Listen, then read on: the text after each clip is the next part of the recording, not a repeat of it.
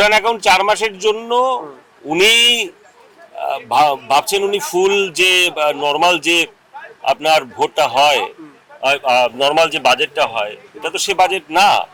উনি কোনো সময় মতুয়াদের জন্য কিছু করেনি, মুখ দিয়ে বুলি আওড়ান। যে সময় ভোট দরকার পড়ে তখনই মতুয়াদের কথা বলেন এবং ওনার এমপি এমএলএদের কথা বলেন মতুয়াদের কথা বলতে। এখন উনি কোনোদিনই মতুয়াদের কথা কখনো বলেননি।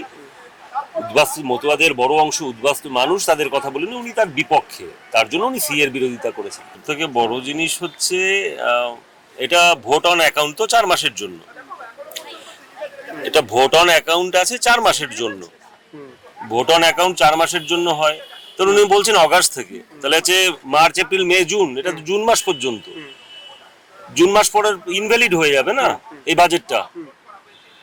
তাই এই ভাওতাবাজি করে লাভ আছে? আগে তো উনি যুবশ্রীর জন্য করেছিলেন, তা সেই যুবশ্রী তো এখন সেই ইসে চলে গেছে, মানে মৃত, যুবশ্রী তো নেই। তাহলে এটাও হচ্ছে এই ভোটের জন্য গিমিক তৈরি করা।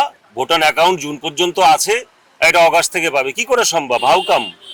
এগুলো লোককে ভুল বোঝানো, লোককে ভাওতাবাজি দেওয়া। দেখুন, ভোট অন অ্যাকাউন্ট যেটা আছে সেটা 4 মাসের জন্য হয়। কবে থেকে ফলপ্রসূ হচ্ছে সেগুলোকে আপনারা দেখুন। আর এই পশ্চিমবঙ্গের যারা মানুষ যারা আছেন, বাঙালি যারা আছেন, তাদের চোখে ধুলো দিচ্ছেন আর ভোটের জন্য এই ভাওতাবাজি করছেন মমতা ব্যানার্জি। উনি কিছুই করছেন না।